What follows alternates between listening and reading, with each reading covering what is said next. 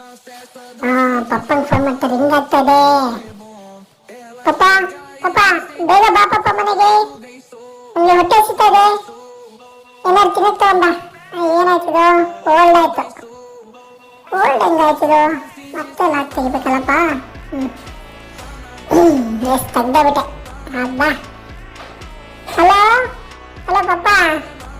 ಹೌದು.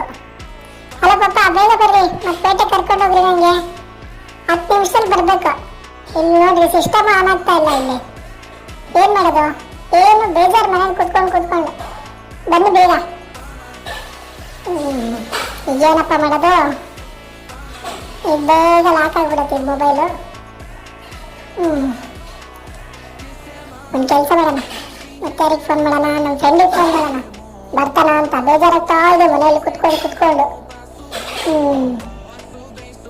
ಏನು